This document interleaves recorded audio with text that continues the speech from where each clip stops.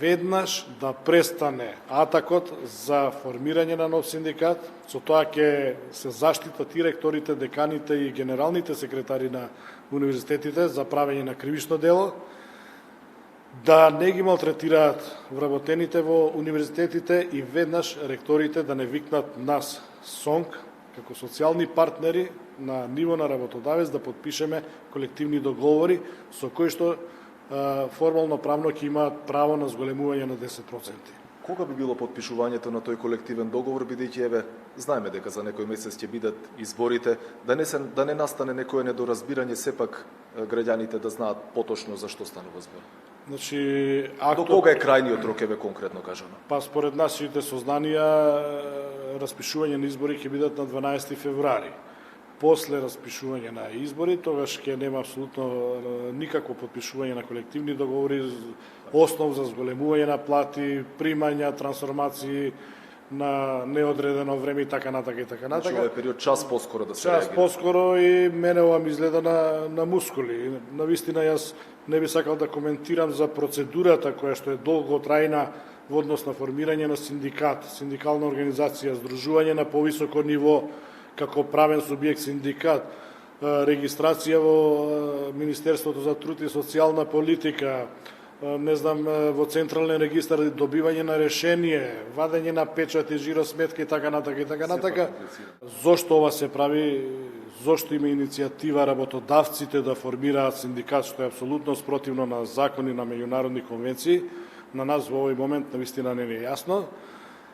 Факт е дека се прави кривично дело за кое што веројатно некој ќе одговара ова што го прави.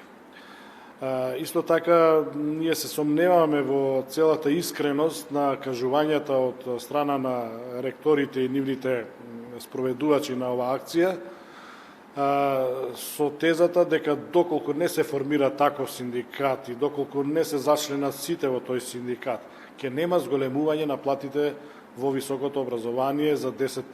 Што вие претходно преговаравте и подпишавте таков договор за покачување на плати. Се разбира дека подолг временски период преговаравме за висината на зголемување на платите во високото образование.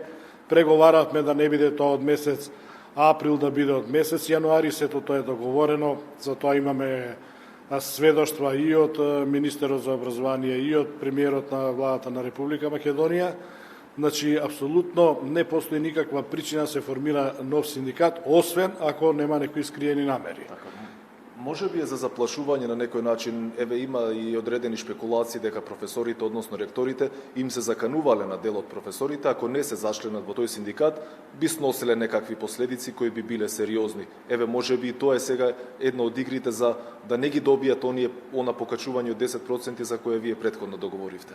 Па веројатно тоа се кажува во обид за самоодбрана, да се тргне настрана во случајот ако не се зачленат во тој синдикат, СОН ќе биде виновен евентуално ако не ги добијат договорените 10%.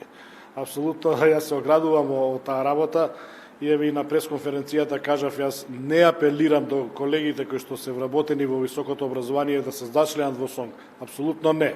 Меѓутоа голема грешка ќе направат ако дозволат некој да манипулира со нив.